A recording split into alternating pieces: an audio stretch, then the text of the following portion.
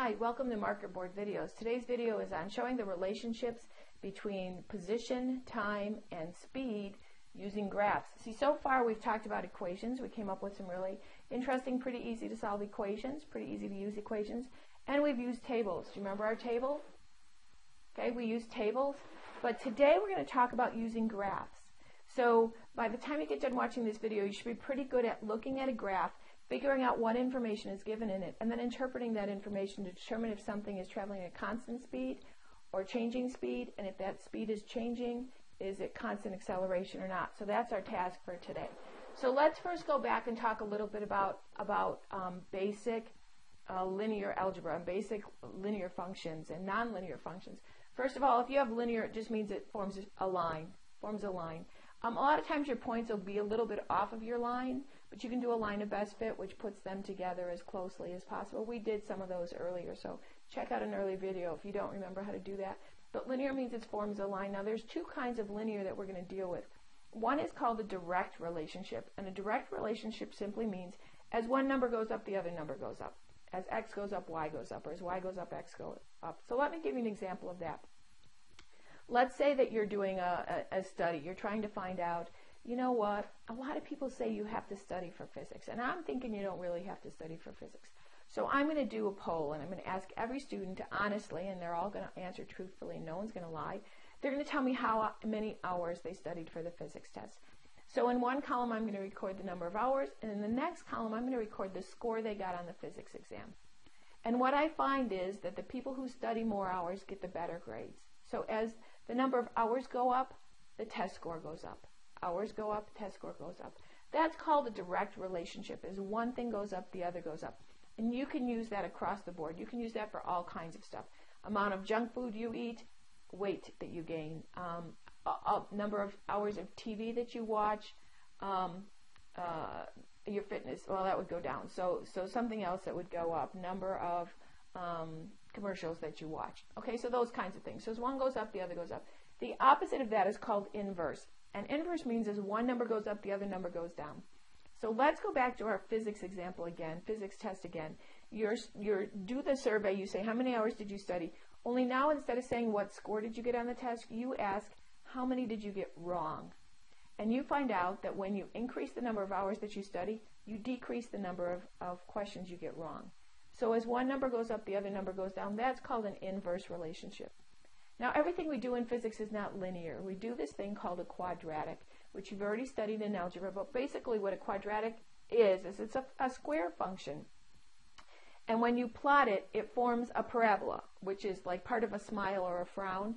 And it doesn't, with what we do in physics, we normally just graph first quadrant. So it's only going to form half a smile or half a frown. But I'll show you what that looks like in just a minute.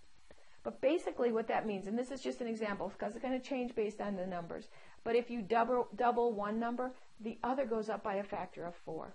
If you triple one number, the other goes up by a factor of 9. So 2 squared is 4, 3 squared is 9. That's how we get that double a number, it goes up by 4, triple a number, it goes up by a factor of 9. Does that make sense? I think so. Okay, so let's look at a graph. So I have two graphs here. I have speed versus time and distance versus time. Let's look at distance versus time first. And basically what I did was I took this data right here, distance and time, and I graphed it. And what I came up with was this. Now I circled my dots, my points, with a big circle only because when I did this I realized you're not going to be able to see the circle because it's in the same color. So do you notice how that's not a straight line? Do you notice how that looks like half of a smile? Well, that's called a parabola, and that means you have a quadratic function. Anytime you have a distance versus time graph, if this was a straight line, that would mean constant speed or constant velocity. But it's not. So we're going to look to see if it's constant acceleration. And how are we going to do that? Well, we're going to take it up one level. Instead of distance time, now we're calculating or we're recording speed versus time. So this time we're doing these two columns, speed versus time. Okay?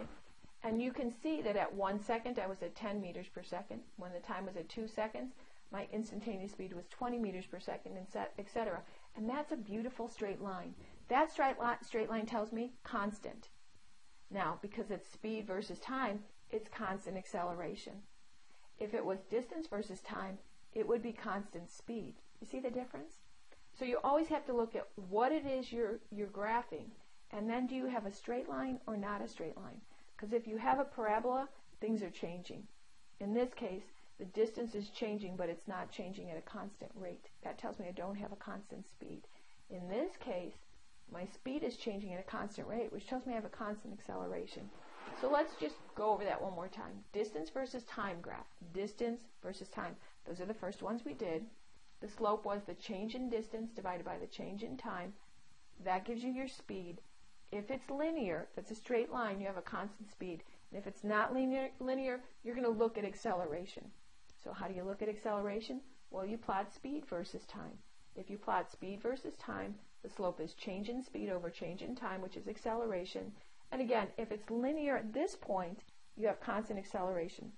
Now I want to give you one more little bit of information. I've been throwing the word speed and velocity, kind of interchanging them in the last couple of videos, and here's why. When we talk about speed and acceleration due to gravity and free fall, there is only one direction that Barbie doll is falling, and that is down. It's down.